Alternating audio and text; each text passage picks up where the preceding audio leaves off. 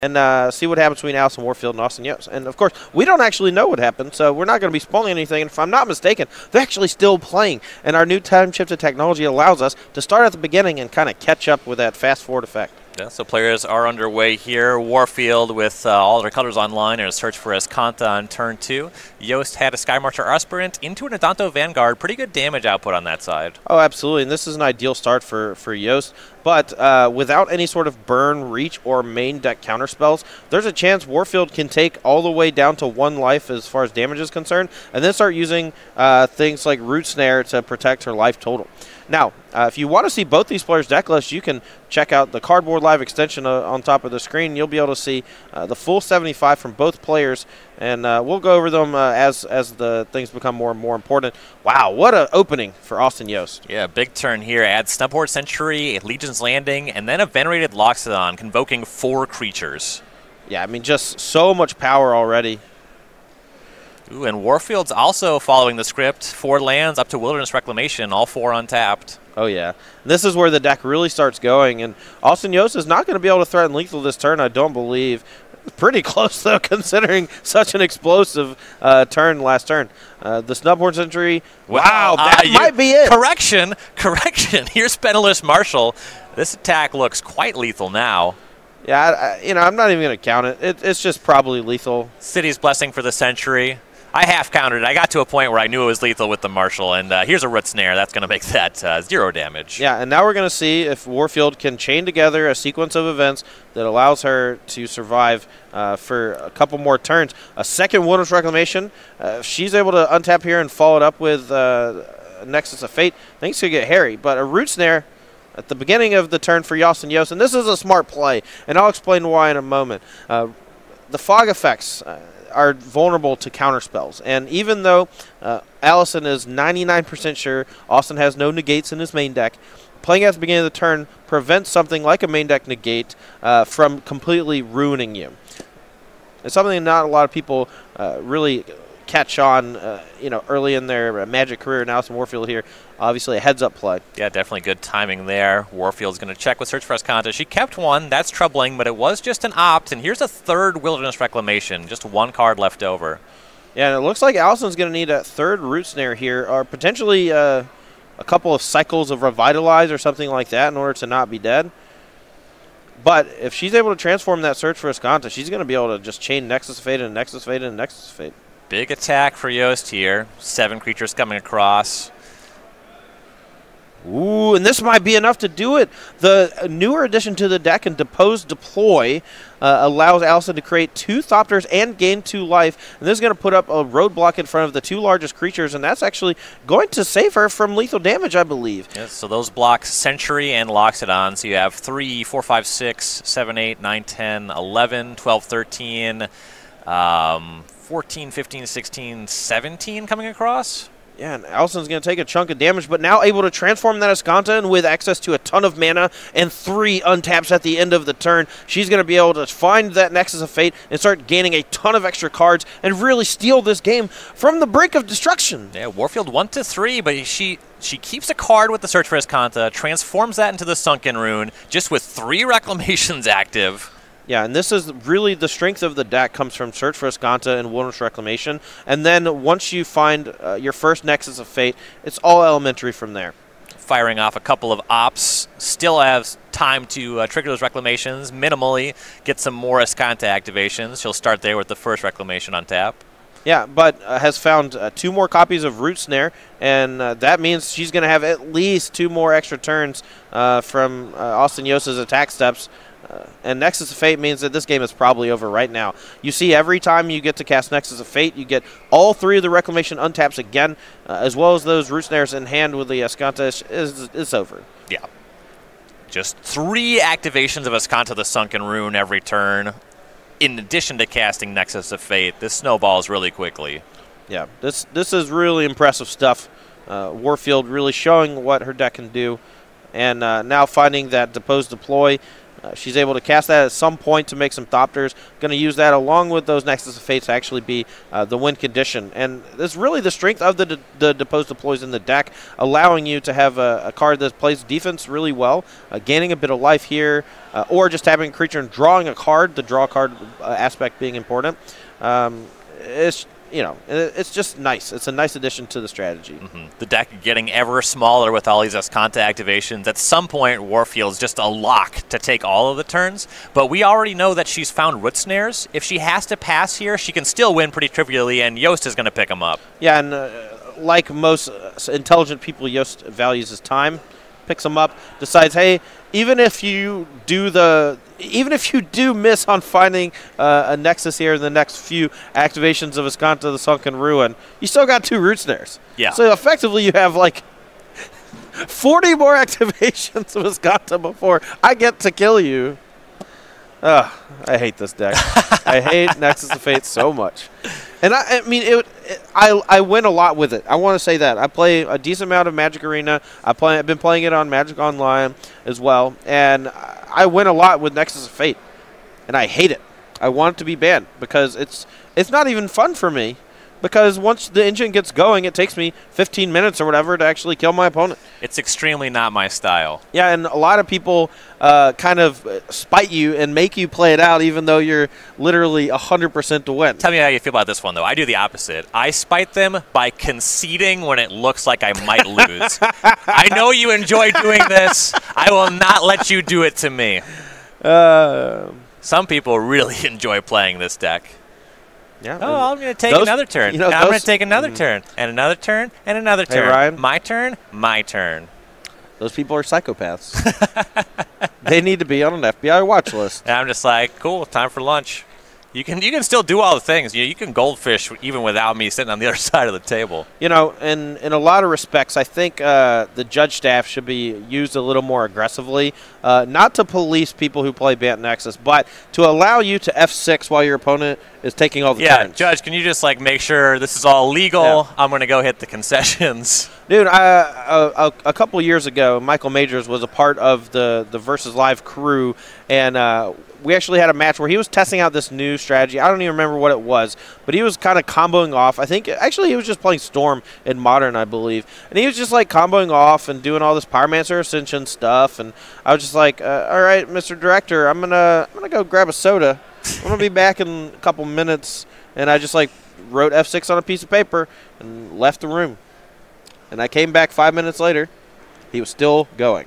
Sounds right. Come on, man. Come on. Yoast does have some good help in the sideboard. 4 negates coming in, though Warfield has some cool stuff in her sideboard, bringing in some creatures, which is kind of how you counteract that kind of strategy. 4 Hydroid Traces and 2 Lyra Dawnbringers for Warfield. Pretty cool approach to matchups like this. Right, and I think Night of Autumn also a pretty big sideboard card for Allison Warfield as well.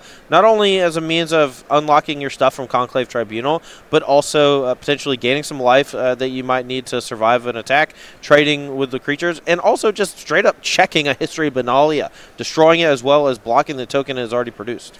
Yoast curving out again. Sky Marcher Aspirant into a Danto Vanguard. See if he has something powerful on turn 3. Warfield does not have the turn 2 search for Escanta, just a couple lands so far. Second Vanguard and a Dauntless Bodyguard protecting the Aspirant for Yoast. A lot of creatures as Warfield plays a Revitalize going to 16.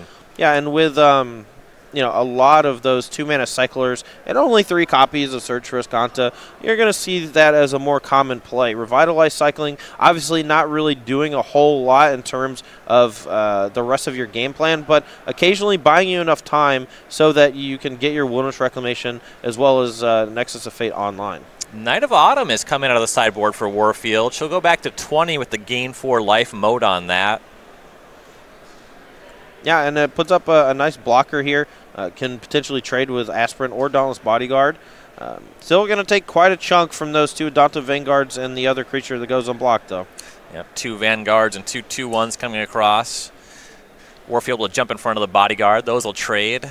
Looks like 8 damage coming through. Warfield to 12. And History of Benalia, the post-combat follow-up for Yoast. Yeah, this is not looking good. And these Bant Nexus decks are not known for playing sweepers. I personally like playing settle the wreckage as kind of as a fog effect, but also can potentially buy you a lot of time if your opponent runs headfirst into it. But this new version of Bant Nexus has no actual removal in the main deck or sideboard other than 2 copies of Crushing Canopy, instead putting a huge emphasis on the card Root Snare, as well as just kind of a combo kill with the Nexus of Fate Wilderness Reclamation package. Warfield has the turn 4 Reclamation. Yoast is going to go ahead and attack with all the creatures. Seems like they're coming across. That's going to bump Warfield to 2. Here's Revitalize back to 5, but she needs to do some big things on the following turn. Yeah, and Revitalize is going to, pad her life total a little bit. She can potentially cast Depose, Deploy, make some Thopters gain some life, have a couple blockers go to 7, maybe survive the attack next turn. But it's a lot of damage coming through. She's going to need a Root Snare or something similar this turn to survive. And there was a main phase deploy. Warfield went to 7 with 2 Thopter tokens. Got to untap with a Reclamation. And on Yoast's turn, here's the attack, and there's the Root Snare. She'll stay at 7. Another history of Benalia for Yoast, but he kind of needs to find Negate at some point to punch through if Warfield's going to keep producing fogs. Right. And, I mean, there's a chance Austin just doesn't actually negate something like Root Snare, because there's a chance that Allison just has another Root Snare to stifle the attack anyway. And if Austin, gets double Root Snared and then untap plus Nexus of Fate, there's a chance he ends up just losing the game. So you're going to see him be pretty careful with those counterspells since they're so precious and so few. And Warfield was just out. So Austin Yoast is going to tie things up. We're going to be going to the deciding third game here. Yeah, I mean, that's the trick with Wilderness Reclamation, right? You need something to do with all that mana. Allison Warfield just cycled a few cards, cast an Opt here, Depose, Deploy there, and no real engine online with the search for Escanta, no Nexus of Fate to buy her more time, and just ran out of stuff to do. She showed her hand there at the end, just 3 lands. You really need something like Chemist's Insight to punch forward.